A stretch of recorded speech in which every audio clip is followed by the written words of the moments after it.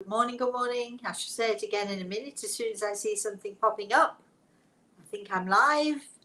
Good morning, everybody. Yes, we are live, and that means that any noises, any jiggling about, anything outside of what you're seeing here and surrounding me, we're going to hear every little bit of it. My daughter's going to be heading in, not in the not too distant future. So, and we're going to ignore it all because we're going to just be us. So, first of all, let me say good morning to Grey Eagle, to my spirit guide, who is, as always, standing to my right side. And of course, good morning, Chris. Good morning, Rosemary. Good morning, everyone. So, it is Thursday morning. I have no idea what the date is. What is the date, Chris, today? The 12th of August. Oh, the 12th of August. Wow. Yes, well, there we are then. So it's the 12th of August. Summer is more than halfway through. Here in New York City, yes, I am still in New York City. Here in New York City, we've had an odd summer. We've had an awful lot of rain. We've had a lot of rainy days. And we've had a few sunny summer days. And I'm pleased to say that today is a really beautiful sunny summer day. It's supposed to be getting very hot, just as I like it, actually. I know a lot of people don't like too hot weather, but I like it. Anyway, so this afternoon, I know exactly what I'm going to be doing. I'm going to be doing some gardening. I'm going to be doing some reading. I'm going to be doing some hanging out in the sunshine. And so, let's see. So, what is the theme today? Do we actually have a theme today? I don't think we have a theme today, but I do want to tell you a little story. Because yesterday, even though it was sort of cloudy most of the day, in the afternoon it was really nice. And my grandson, Reese, is at camp 3 days a week. He goes to camp 3 days a week. So yesterday was his day to go to camp. So he comes strolling in, and I mean strolling in, 8 years old. He sort of, he comes in, he comes out into the garden. His mum has filled his paddling pool to the brim. I bought him some boats and bits and pieces to play with in his paddling pool. It was a bit of a steamy day, a bit of a hot day, so he really sort of, he's sort of kind of thinking about going in, jumping into his pool and playing with his boat. So I was sitting outside. We have a sofa outside. I was sitting outside and just watching him. He's standing in the doorway and he's sort of looking around and looking around. And he knows I'm out there, but he doesn't really acknowledge me yet. And so he comes down the steps and into the garden and goes to his pool and he's looking at his pool and he's sort of doing this all beautifully, casually, nicely, easily, still not saying a word to me. Still not really acknowledging me, and he looks at the pool and he looks at his boats, and then he sort of wanders around the garden a little bit, and then he sort of wanders over to where I'm sitting, and then he plops himself very casually onto the sofa next to me, and then very casually moves himself really, really close to me and just quietly and gently lays his head on my shoulder. So it's sort of such a cute thing and tells us what a fantastic relationship I have with him. He sort of just meandered around, just way around, and then finally found himself to me and settled in next to me. And I put my arm around him and I said, "Did you have a great day?" And he said, "Yes." And we sat there and we just chatted for about, I don't know, 15, 20 minutes or something about all sorts of things. He told me all about what he'd been doing on his camp and what he was doing, what he'd been doing during the day and how he'd been swimming and so on and so forth. And then at one point he just happily jumped up, went to his pool, got undressed, climbed into his pool and played with his boats for a while. So nice, so nice. For those of you who have grandchildren, you know exactly what I'm talking about. And, we get such pleasure from our children and from our grandchildren, and we have such a responsibility.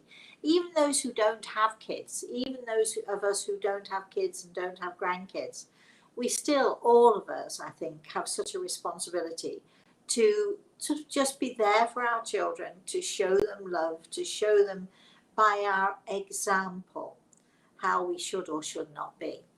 And it was interesting yesterday because Reese did not give me any words. He just sidled up, came and plopped down onto me and took his time, and we took our time. But I know that he knew he could just come and snuggle up to me and it would be fine. That's called trust, and having trust in your mother, or having trust in your father, or trust in your neighbors and your friends. Children need to have that trust in a world where there's not a great deal of trust going on, is there? So maybe the theme today should be what we do with our children. Maybe the theme should be the fact that I'm a great believer in we can talk to our children, and we should, of course. More importantly, we should listen to our children, which is, I think, more important than even talking to them. Listening to them is very important. But I also think, so many parents and grandparents and teachers at school, so many people think, well, I've told him this, and I've told him that, and well, he knows how to behave because I've told him this and I've told him that. And I think it's very important for us all to realize that doesn't matter what you say to your kids. We teach them primarily by our example. And if we're telling them they shouldn't shout, and if we're telling them they shouldn't bully, but we shout and we bully, doesn't matter how much we tell them they shouldn't, they will, because they will learn by our example. If we tell them, it's nice to be kind to people, but they see us not being kind to other people, they will learn by our example. Doesn't matter what we say to our children. If our example is opposite of what we're saying, they're not going to listen to a word we say. They're not going to listen to a word the teachers say. They're not going to listen to a word that anyone says to them. They will learn by example. And you see it so often in children. You do see, it was interesting because I was having a conversation with somebody a couple of weeks or so ago who admitted that she was a screamer. She wasn't a screamer when she was out in public. She was only a screamer with her husband when she thought nobody else was listening. Unfortunately, she has 2 children, and her children were listening. And her daughter has now become a screamer. And, it never occurred to her. I was talking to this lady and I said, well, kids are going to learn by your example. She said to me, well, I've told her she shouldn't be screaming, and I've said to her it's bad behavior. And I said, but you do it. She said, I know. And I said, that's why your child does it too, because even though you tell her it's not a good thing to do, she sees you do it. And so she thinks it's okay to do it. So let's have a little theme about our children, shall we? Our beautiful children, our beautiful grandchildren, all the children around the world who we can, every one of us, whether they belong to us or not, we can be a good example for them. What do you think, Chris? Do you like that theme? I think every day we should have that theme. Well, Boy, the yes. world would be so different, wouldn't it? Oh my goodness, wouldn't it just, absolutely, wouldn't it just be so different? Yeah, yeah. I also had to laugh because my grandson had 2 friends over for a play date last week. And Samantha, in hindsight, you always know better, don't you? Samantha gave them an ink stamp and turned her back for 5 minutes, and there was ink all over her white walls. There was ink on the cream bench that they were sitting on. There was ink all over the white table they were sitting on. And there was ink all over the kids. We had to strip them off and get rid of the ink on their arms and their legs. 5 minutes, my daughter turned her back, and all of a sudden, mayhem. And they didn't even realize they were doing it. They're not bad kids at all, but they got a bit excited and inked up everything. Fortunately, we got it all off. But it's so much fun seeing children have so much fun, right? Yeah, I was writing an article yesterday, and The thought that came to me was when I think of Christmas and the gift giving rather than the gift getting. When there are children around, you just really absorb their excitement and their hope and their curiosity, and just like the world is a different world when they're engaged and happy. Well, I just think that, when those things happen and you see your children and they're happy, and they don't necessarily need things to be happy, but when you see them at Christmas time and you see them with their gifts, or you see them just playing, or you've given them a great dinner and you see them just loving every minute of it, just watching them, I think, is enough of a gift. Certainly for me, it's enough of a gift for me to see, even though they don't seem to be appreciating it. They don't necessarily come and say, thank you for what you've given them, or thank you for that dinner, or that's a delicious dessert. They don't necessarily say thank you, but when you see them, and when you, excuse me, when you see them enjoying these things, I think that's the gift for me, and it's the gift that keeps on giving, I think. All right. Do we have anybody there? Is there anybody there, Chris? We have a number of people. They'd Okay. already put in their questions, though, Rosemary, not necessarily on the theme you're talking about. It doesn't matter. We're good. Okay. So Josh Gamer Pro started us off with, when you are in the spirit world, do you fight?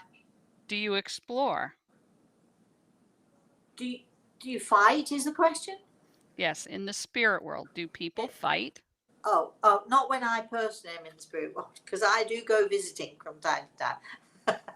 So, do people fight?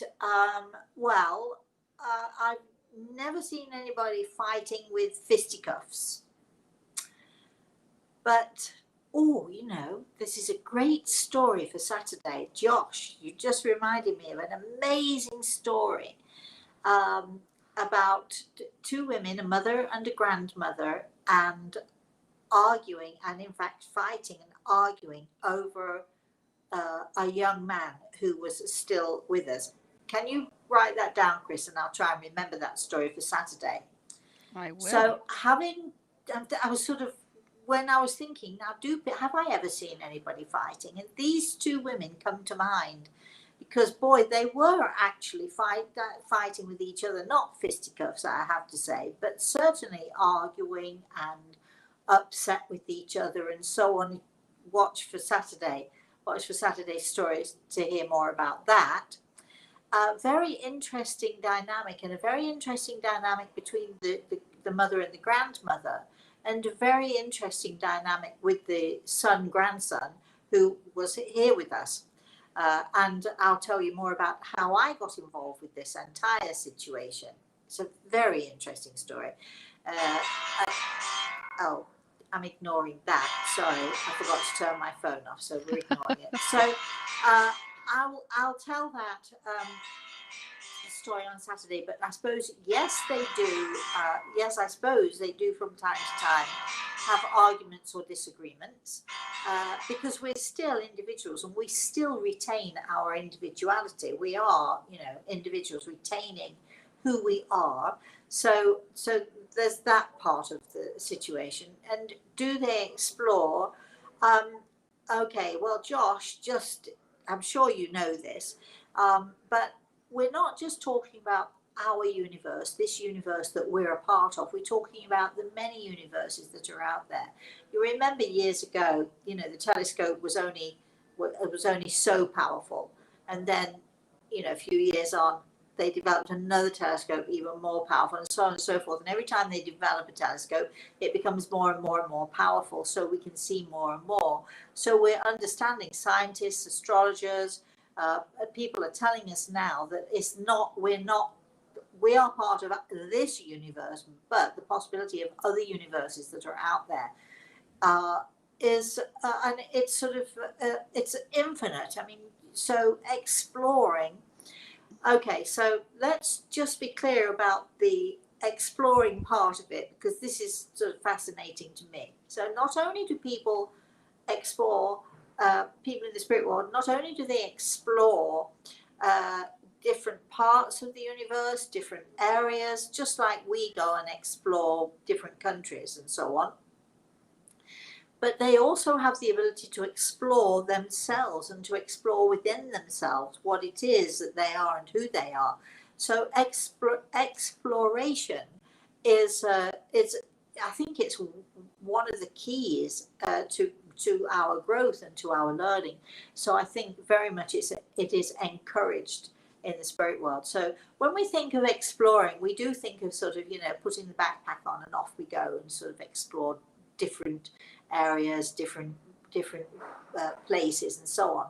But the exploration of self is also extremely important. So yes, and all the S's there. Great question, Josh. Thank you. Cheryl's asking, what is religion like on the other side? Do people of different faiths find common ground? Oh, very much so. And you know, I think uh, oh, let me begin by saying, and this is only me personally, Grey Eagle, of course, is smiling at me. So we in our world, as we know it, we use the word religion. In my opinion, from what I have learned from Grey Eagle and what I've learned from just having my own faith and living my own beliefs and so on, the word religion to me is the most misused word, simply because you mention the word religion to one person, it means one thing. You mention the word religion to somebody else, and it means something entirely different. People say to me often, Rosemary, are you religious? Well, okay. Do I read the Bible every day? No, I do not. Um, you might think that the word religion means that you go to church every week, or you read the Bible every day, or you, I don't know, or you have a particular faith. You might be Catholic, you might be Buddhist, you might be whatever it is. A lot of people think that that is being, here we go with this word, religious, that people think that that's a religious thing to do. But so I dismiss the word religion. If you ask me if I am religious, I will say I have a faith and I have a belief. I believe in God. I believe in this incredible God force that surrounds us and that is within us and also within our grasp to use. I believe in that we don't die. So, okay, so far I'm sort of running along the same guidelines that many other people would run along who see themselves as being religious. So I don't necessarily class myself as being religious. I was brought up not by my family, by the way. My mother sent us to church because it was the easy way of getting rid of us and being able to watch the movie, Sunday afternoon movie. That is not a criticism of my mother. There were, you know, there were four of us little girls running around the house.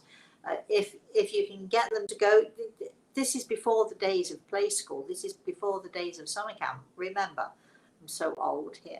Anyway, just occurred to me. So sending your kids off to church was a way of just getting them out from under your feet. But she sent us to the Baptist church, which was sort of just up the road from where we lived. Now, when I say Baptist, the Baptist church in England is very different than the Baptist church here in America. Again, the misuse of words or the understanding of words. So in my Baptist church, we were quiet, we were calm. There was none of that great singing and dancing. And when, you know, Baptist church you go to here in the States, they have a great time. We had a great time, but in a much quieter and a much calmer way. So, and I still, if someone were to say to me, what is your faith? Pin it down to a name, I would still probably say Baptist because I was baptized. But I don't consider myself anything other than just me, just having this faith. And when we are in the spirit world, we all understand that faith is a matter of opinion. And what you believe, what I believe, it's fine. I have no issue with anybody else's belief system, religion, faith. I've no issue. I, I don't expect people to have an issue with mine, and I certainly am not in a position to judge somebody else's. And in the spirit world, when we all come together with our different beliefs, different belief systems, we see, wait a minute, I think I've got that a bit wrong, and maybe this wasn't how I thought it was, but it's such an amazing thing to be when you are in the spirit world, to be with other people, to see how things actually work. Our religions here on this earth are based on our priests, our whoever it is, our church heads of church and so on. They have their opinions. They're all based on man's opinions. The Bible was written by man. Let's not forget that. When we go to the spirit world, we discover that there's so much more to it all than we could ever possibly have known. So, you know, I think the word religion is such a narrow word. And I've said enough. Chris. Well, I'm going to read you a comment from Ravi because it kind of goes in line with what you were just talking From about. who? Ravi, Oh, Ravi. hi, Ravi. Yeah. Yeah. Hi, Rosemary. I have started reading your book, The Eagle and the Rose.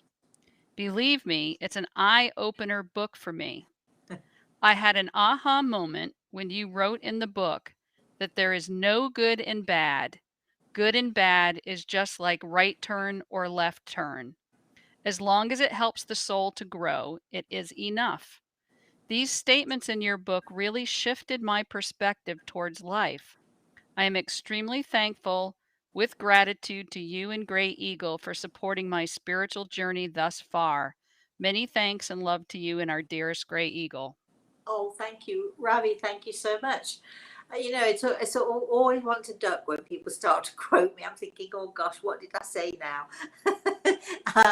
But I'm glad that you're finding, and especially, and most of you will know, this year, even though we celebrated for the entire month of May, because May was the publishing date of the Eagle and the Rose, and also my birthday. Let's not forget that. But 25 years this year since the Eagle and the Rose was published, and still, and Ravi, I'm so pleased that you have found the book after 25 years of it being published.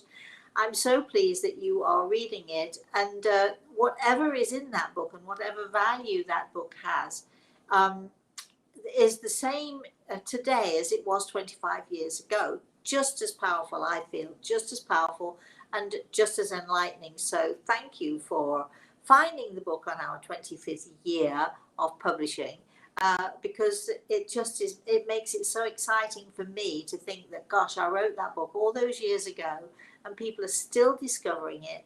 But more importantly, people are still being inspired by it. So thank you, Ravi, for that. Chris. Shamanth is asking, Hi, Shaman.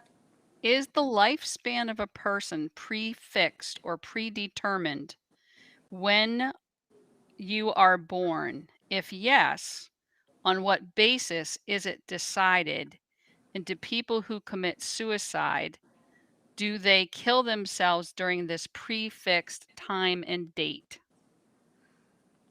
Well, there's lots of issues in there.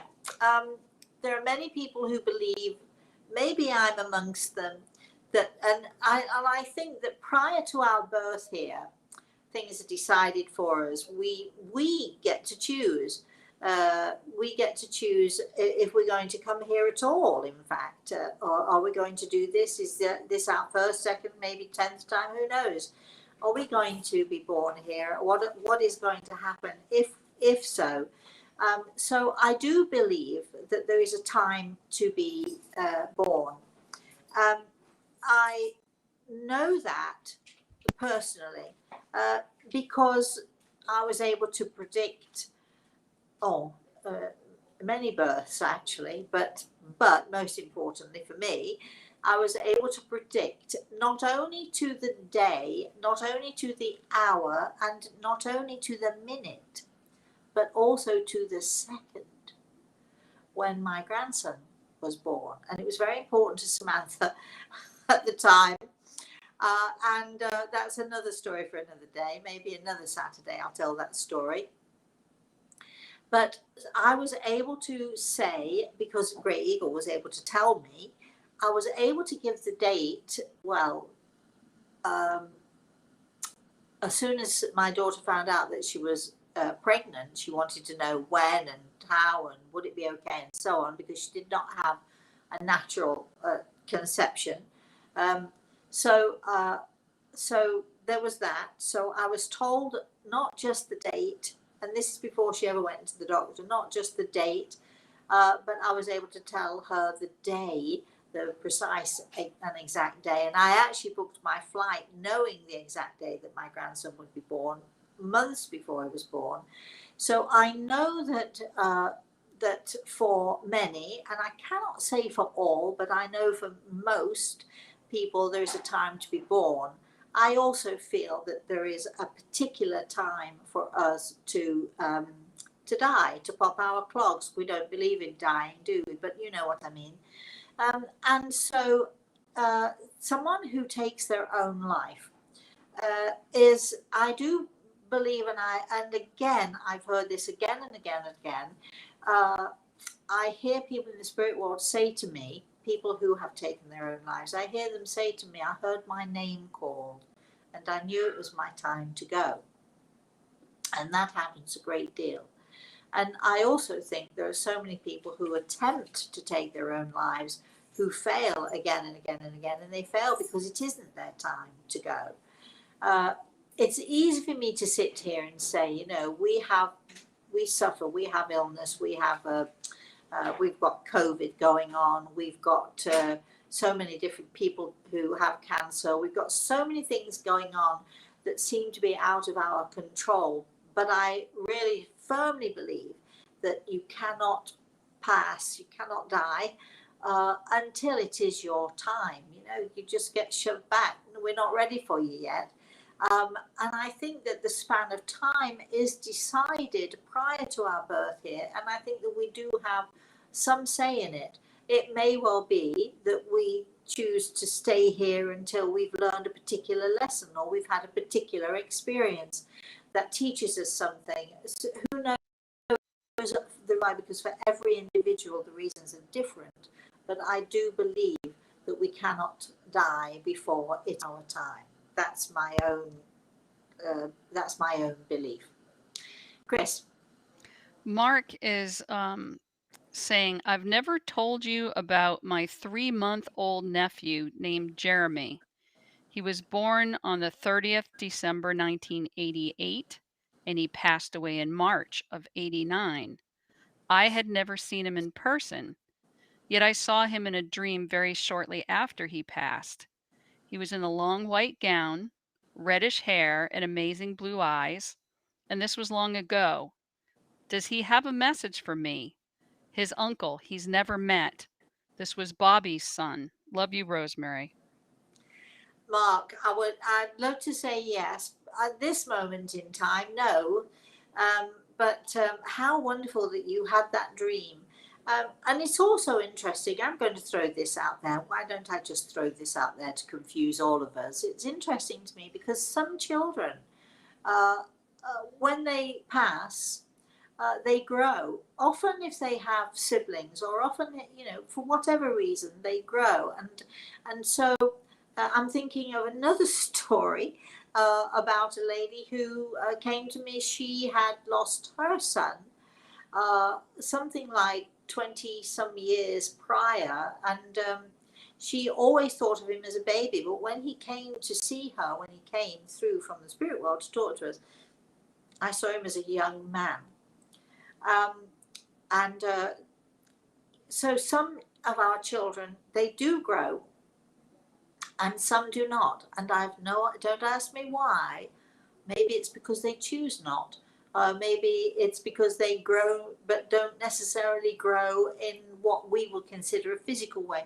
So let me put it another way. Sometimes I see people in the spirit world who have died young, still young, and sometimes I see them as older. Don't ask me why. Please don't ask me why, because I don't know. Chris. Sharon says, I'm so worried about my dad. He's had a hard few weeks health wise. Will Okay. everything be okay? He has an ultrasound tomorrow. All I pray for is stability, and I'm not ready to lose another parent. During our consultation, my mom said he still has a way to go and he will experience grandchildren. So I'm trying to work on his diet. Just need prayers and hope. We'll certainly give you prayers, Sharon, and we'll certainly put him on our healing book.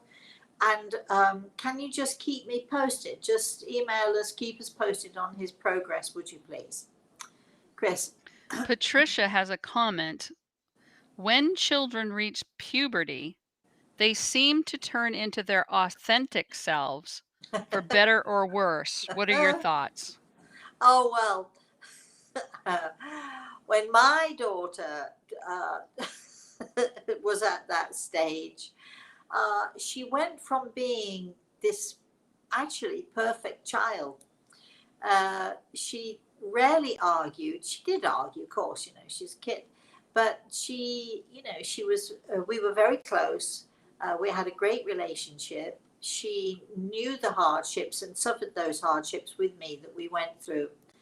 Uh, when she was young, she never complained. She never asked for anything because she knew that we couldn't afford to have things. She was fantastic, and then all of a sudden she became a nightmare. Two things happened at that point: her first boyfriend, serious boyfriend, and um, a girl she befriended who was older than her, who was a nightmare herself, and her parents had actually banned this kid from the house at some point. But anyway, that's a whole different thing. But uh, I I don't think they become their real selves, because as Samantha got older, thank goodness, she changed again and learned again and became, that beautiful woman that she is today. But I know that many parents have a nightmare on their hands when their kids get to those sort of teenage years. You've got to have a lot of patience. But, take heart, because I don't think they stay that way. Give them a time and a little bit of maturity, and they do mature and they do become absolutely amazing once again. But it's we're parents. We should know these things. Don't have a baby if you're not prepared to put up with those awful moments that your kids give to you. Chris. Mary saying, I'm anxious about taking my 10-year-old son Nicholas to his first neurological appointment next week. He is having trouble keeping up academically with his peers. Does the spirit world and Grey Eagle have any advice? I'm asking Grey Eagle here because I think this is really important for you to hear. Um, okay, it's so easy for me to say, don't worry. What I can tell, because you're going to anyway, aren't you? But what I can tell you is this child is beautiful and sensitive. Don't worry if he's not like other kids. Some of us are really late developers. I have a friend whose grandson is, he's sort of, let's say he's about 7 now. And she's always talking to me about how naive he is. And some people might think that he's not the age he should be, behaving of the age he should be. But I just see a beautiful child. And I think with your is it your son or your grandson? Your son, I think, right? Um, don't try not to worry too much. We all have these milestones which are ridiculous, really. Mothers compete with each other, don't they? My child talked when she was 2. Well, mine was walking when they were 1, and mine was this and this, and well, mine's doing this at this age and that age. We forget. The truth of the matter is that most kids, by the time they reach 20, they're walking and they're talking, they're doing great. I think that this is going to be one of those things for you too, my darling. So please keep us posted. Can you let us know? Try not to worry your grandson into thinking that there's something wrong with him, because actually he's perfect and there's nothing wrong with him at all. Um, he's just beautiful. And so, don't force any issues. Try not to talk about the fact that he's not keeping up with his peers, because it doesn't matter at this point in time. He's great. He's doing okay. Keep us posted on what you learn, and please try not to worry. But no pressure on this little boy, please. No pressure. He is himself, and that's all that should matter. Okay? Chris. Muriel's saying, Aloha, Rosemary Gray Eagle. Hi. During the webinar, Gray Eagle told me that he believed in me. A question for Gray Eagle. Is it best to move out of the place where I am currently living? Who is this again? Muriel. Muriel. Um, okay. I do have Grail's hand on my shoulder, and he still believes in you, which is great. Okay. Because he believes in you, he knows that you're going to make the right choice, but he cannot make that choice for you, nor can I. But what he tells me to tell you is, you know in your heart what is best for you. You know where you belong and where you, more importantly, don't belong. And if you don't belong, then you need to find a place where you do belong and where you can feel comfortable. And he trusts that you're going to make exactly the right decision. That's what he means when he says he trusts in you. He knows that you're going to be okay, and he knows that you're going to make the right decisions. You've got to learn to trust in yourself, my darling. Chris. Karen's saying, have the best day. Sending hugs to you, Rosemary and Gray Eagle. Oh, well, good. We want, what happened to you that is the best day? We would like to know that. I'm having a great day too. Chris. Mark's saying, amen to the religion issue. God is above all that. Earthman created so many rules. And I tell people that I am spiritually Catholic, not the rudimentary weekly churchgoer. Okay. God wants us all to love one another after all. And here's the question. Isn't paradise about love? I think that, Mark, I think that paradise, nirvana, heaven, whatever it is you want to call it, I think it's about learning, and I think it's about growth, and I think it's about joy and finding joy. And if you have learning, if you have growth and you have joy, then love is automatically in that mix, isn't it? So it's all in the mix. You know, when I tell people, people say to me, I don't say that I'm a spiritual person. Uh, my work speaks for itself, we hope. But I hate putting labels. I don't put a label on myself, and I don't put a label on other people. If you guys want to put labels on yourself because it makes you feel comfortable, it makes you feel happy, let me see. Somebody said to me the other day, sort of very proudly and almost as if I was going to argue with it. Well, I am a Christian, and I'm thinking, and I too am a Christian, but I would only because, wait a minute, you see, some people, some people believe that a Christian follows these rules, and some people believe that a Christian follows these rules, and I'm just simply a Christian because I know Christ, I love Christ, I've had an amazing relationship with Christ, so that if that makes me a Christian, that's great. But there are some Christian churches that would turn me away because of what I do. So again, enough with those labels, right? Let's not have too many labels. I don't like them, and I would never use them for myself, and I would never use them for anybody else. Chris. I love what Rhonda's saying here. She's very strong and courageous to be this vulnerable. Okay. I'm afraid I wasn't the best parent. I was 17 and a stressed out young lady. Thanks be to God, he turned out to be such a wonderful adult. So, yes, I too believe in God and his God force. Well, Rhonda, that's so nice of you to share that. Look, let me be clear. Parents are parents. We do the very best that we can do. Sometimes we really mess up, don't we? I mean, every one of us, you know. I might consider myself to be the best mother on the planet. That doesn't mean, boy, oh boy, I've messed up so many times. Believe you me, I've messed up. And my daughter is a fantastic mother. She's an amazing mother. Does she mess up? Yes, she messes up. It's called being human.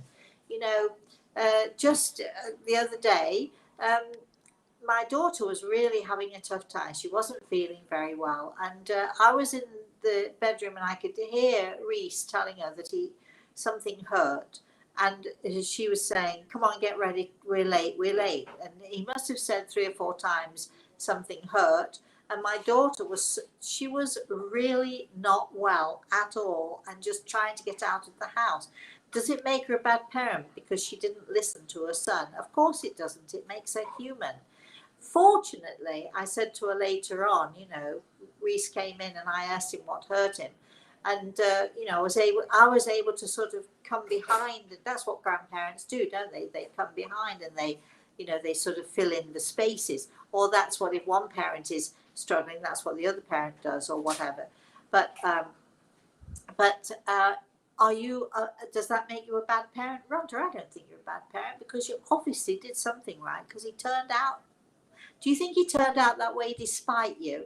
I think all of our kids turn out beautifully despite us sometimes, and sometimes because of us. So, you know, don't be so hard on yourself, my love. And all of you parents out there, you know, I tell you my stories. I don't necessarily want to tell you the awful stories of when I'm an awful grandmother. I'm not an awful grandmother. I don't think I always defend Reese. So maybe I'm not such a great mother sometimes, because maybe I defend Reese against my daughter, which is a very bad thing to do. I mean, come on, everybody. We are human. We have our human faults and failings. So, you know, so please don't be so hard on yourself. Unless you know that you're doing something that you really, really shouldn't be doing, then you need to stop it and, you know, sort of get a grip with your own self, because as I've just said earlier, our children learn by our example. So I'm sure, Rhonda, that you're the best example for your son now. You're older and a little wiser and you're able to see a little bit clearer. I'm sure you are the best example. Chris. Chris says, I really enjoyed Joss Gamer's question about fighting in the spirit world, Yes. because my daddy-o said he was still fighting, quote, with the family when I received my message during the May 8th webinar. I think of that often. I think of those words of his often, and will tune into story time on Saturday. Oh, you're going to love the story on Saturday. I remember your daddy-o. I remember he was so powerful and his presence was so like, wow, that it was very hard to ignore him during our webinar, which I'm pleased to say worked out really well. So, and I think that everybody who's part of the webinar, my darling, loved your daddy-o. Just for the way he spoke and the way he was, and the fact he was so alive and so vibrant. So thank you. Yes, Chris. Well, people will have that opportunity on August 21st, won't they, if they want to come to your next On webinar? August 21st, we're doing another. Yes, we're talking. Oh, golly. Greg and I will be talking to people in the spirit world. We'll be giving messages from people in the spirit world. This will be our third time, Chris, I think. Third or Yeah, in fourth. recent, yeah. Third or fourth, yes. And let me tell you, we're loving every minute of it, because there's nothing I like better than connecting with the spirit world and hearing what they have to say to us. And sometimes the messages from the spirit world are so powerful and so profound, but they're always, no matter what, they're always inspiring, I find, and I always get inspired by them. Chris, you're sitting in the background with all of this, with doing the webinars, and you're sitting there and you're listening to everything going on, but really can't comment on anything. So here's your moment to comment. What do you say when you hear people from the spirit world giving messages as they do at our webinars? They're amazing, by the way. But anyway, what do you think? I'll say it in this way. Most of us at the end of a long day are looking for some, let's call it a distraction from our normal everyday types of things. So we turn on the TV, we pop in a movie, we might turn on some music. What are we looking for? We're looking to be inspired, we're looking to laugh. We might even be looking to have our hearts touched by crying at the beauty of something or the tragedy of something. We're looking to be, changed in some way. When you go to one of these webinars, that's what happens. You laugh at some antics of the stories that people from the spirit world are telling us about. You Yes. cry with the person who's asking a question, knowing, all those emotions being stirred up as to what happened and what they're going through. You're inspired and you have aha moments. It's just, oh, it's a shot in the arm for everything good. That's the only way I could say it.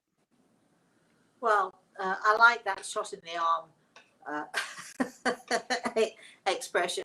But it is, I think, it's such a beautiful thing that people in the spirit world get an opportunity. I say to people, I'm like that person who goes around breaking windows. So I want you all to have this visual, right, in your minds. So when you imagine the spirit world, imagine them.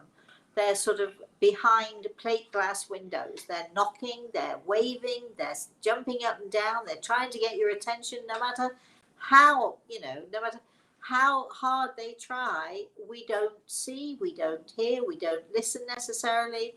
I am the vandal who goes around breaking the windows. I break down the barriers that are not there for me, that they don't exist for me, but for so many of us, we put up those barriers, and those in the spirit world are trying desperately to break down the barriers, but can't do it perhaps without somebody like me saying, oh, come on, let's just smash this glass, let's break this up, let's get rid of those barriers. So I'm the vandal who breaks the glass and allows those people in the spirit world to have a voice, and that's my job. I am the voice of the spirit world. I am the voice of those in the spirit world who are able because for whatever reason I can break the glass, I can break down the barriers, they don't exist for me.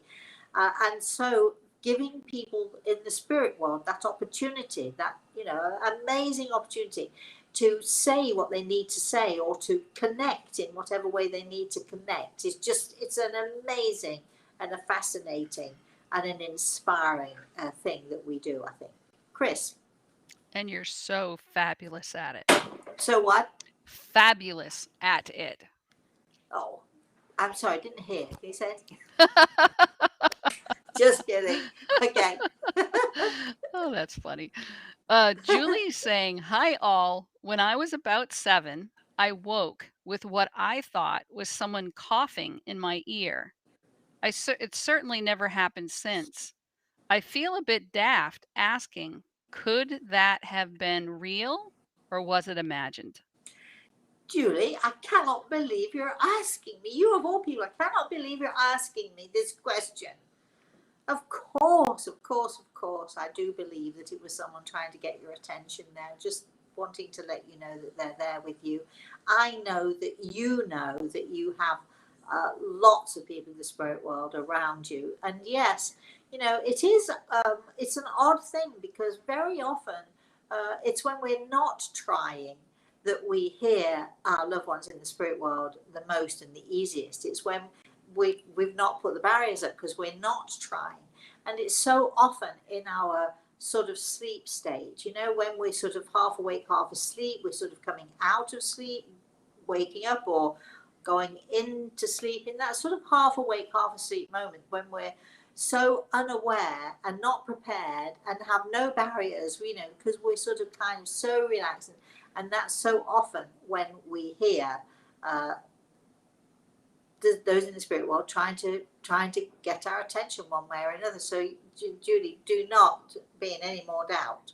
Of course, you're absolutely right. You know.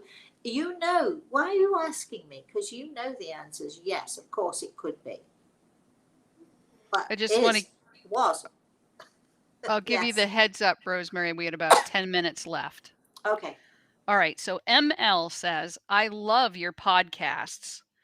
Would you mind letting me know if I will ever get married? I live with mom and I'm older now. I feel like my life is over. I can't have kids and I'm worried I'll die alone. Well, I'm out. It sounds to me like you could really do with some sort of a life consultation. Anyway, that aside, I can tell you very briefly. I'm listening to Gregor as I'm talking to you, and I do want to give you a really good shake, because you don't help yourself here. Nobody's going to come knocking on your door. You've got to go out there.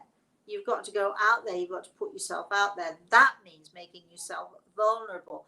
This is why I feel that you would honestly benefit from some sort of a live consultation. You need, and maybe you know somebody who might be able to do that for you. We do that, but you might know somebody who is closer to you or nearer to you that you might be more comfortable with. But you need someone to be able to look at you, be able to look at your life, you need to have a connection. And Gregel is so good at this. You need to have a connection with someone who can help you and guide you into what it is that you need to do in order to get yourself out there, so that the possibilities can be endless for you. And I do believe, actually, that if you were to, putting it very mildly, get off your bottom, I do believe that your opportunities would be far greater than they ever are now. In other words, let me put it clearly to you. There's no need for you to be on your own. There's no need for you to die on your own. You're a beautiful person. Get off your butt and start living your life, because it's not going to come knocking on your door. You've got to go and find it. Chris. Samantha's asking, can you please ask Gray Eagle to provide me guidance or any message regarding my career and life? Again, I'm going to say exactly the same thing. I wish that, because I do feel, Samantha, it's not as easy and as simple as the time we have now. So maybe you would like to sort of, maybe sort of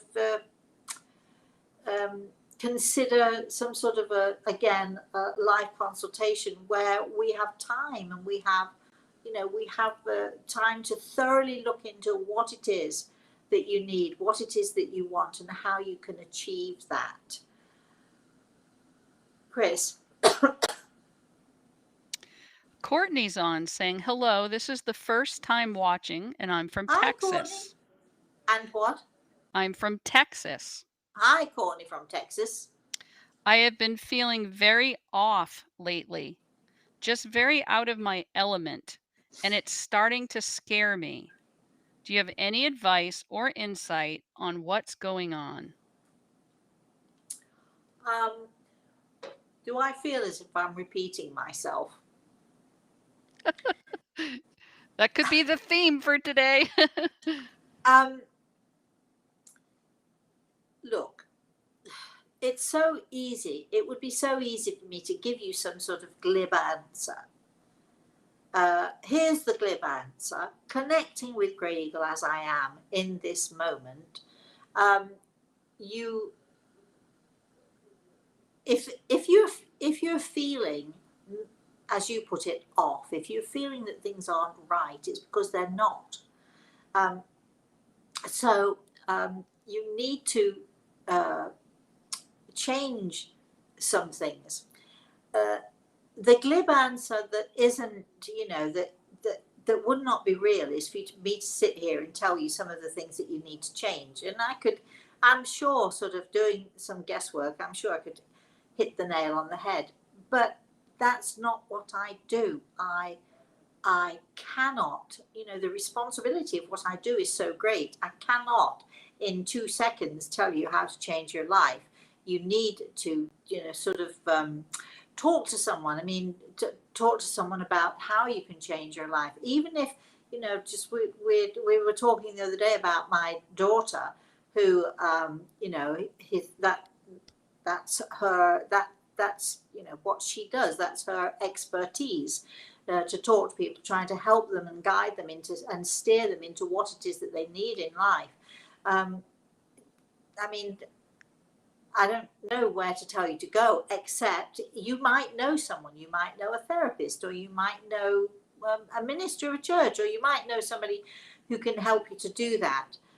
Or you might decide you need a life consultation. I do those thoroughly. It takes me a good hour or more to do them because we like to go into it and we like to look intimately into your life and to see why you're stuck. Why are you feeling like this? Because once you know why, then you can solve the problem. Um, so again, I feel as if I'm advertising here, which of course we don't need to, but uh, this is something that you need to do. So you need to either go to a therapist or go to someone like my daughter or go to or come to me, whichever it is that you decide to do. But if you are stuck and you are struggling and you don't know what to do, you need to get help from an expert to figure out what it is that you can do. And it would be far too irresponsible of me to try to change your life in 5 seconds flat. Chris. Okay, so MD is on saying, "Hi, Rosemary. I have been watching you for several months. Hi. I'm from Texas too. I just Oh, retired and feel very anxious because I feel like I messed up my life and there's no getting better." all right. I've got a message for you from Grey Eagle. Not glib, not anything. This is important for you to listen to. Um, you know, so many of us, don't we? We live with regrets. We stay in a job that we don't like because we feel that financially that's what we need to do. For lots of different reasons, we don't do whatever it is that we need to do. However, and some of us, even after retirement, that's what we do. We actually had somebody on the webinar who actually said to me, I feel as if I'm dragging through life. I think it was on the webinar. I'm dragging through life, and I'm thinking, oh my gosh, what an awful thing that people are dragging through life. Now, listen to me, MD. You don't need to do that because you've got a lot yet to give and a lot yet to experience. So, my advice to you is to take a look around. I don't know anything about Texas. I've been a couple of times. I'm happy to come again. Um, but uh, look around your area, look and see what it is. Think about the things that you would actually really love to do that you never did because you thought, and now you think you're too old to do them and you're not. But look around, see what it is that you'd like to do. See if you'd like to get involved with certain groups or with, my personal favorite is getting involved with children or getting involved being a volunteer in a hospital or something like that. But my goodness, my darling, you have so much to give. You should not be sitting twiddling your thumbs. I think the only thing that's holding you back is fear of failing, fear of nobody wanting you, fear of, oh, well, I suppose that's my life over. I can honestly promise you that if you can look around, see where you need to be involved, see what you'd like to be involved in. Doesn't have to be anything big. It starts small, but boy, oh boy, you've got so much potential. Your life is not over unless you want it to be. Your life is just beginning. You've retired. Brilliant. Now, come on. You're not going to die in the next 6 months, are you? Make that next 6 months fun. Then the next 6 months, then the next 6 months, and keep going. You're just a beautiful person. Stop being afraid. Go forward with your life. Go forward, go forward, go forward. You can really, really succeed. Chris, I think, We're right are at we, time. are we Yeah. up at time? Yeah. I think, MD, you got that message from Grey Eagle, but I think it's a message that applies to so many of us, and so many of us who are getting older, we think that we're on the rubbish heap now. Nobody wants us anymore. We're done. And that's the moment. That's the time when we've got so much time. We're not done at all. You're only done if you're afraid. Don't be afraid. Please don't let fear freeze you. Okay, well, thanks, Chris. We know that there's a story time now on Saturday because I know what story I'm telling you. I'm going to tell you the story about how some people in the spirit world, yeah, they do argue, they do have issues. And what would these two ladies argue with? Join us at 11 a.m. Eastern Standard Time on Saturday morning to find out. We're also going to be doing from time to time some off the cuff stuff, so watch for that somewhere over between now and after the weekend. We never, well, it's off the cuff, isn't it? So we never know what we're going to be doing. Sometimes we just feel like it, we just do it, right, Chris? So I'd Absolutely. like to say thank you to Chris for being there for us all and for doing the chat room for us. I would also like to say thank you to all of you, particularly all of you who are joining us, all of you who are wanting to be groupers, please be a groupie with me, please. And also particularly and especially like to say thank you to Grey Eagle, because as always, he's always here for us. So thank you so much, all of you, for joining us. And whether we see you again on Saturday, whenever we see you again, in the meantime, please, please, please, all of you out there, have a very, very blessed rest of the day and have a very blessed weekend, everybody. Bye-bye.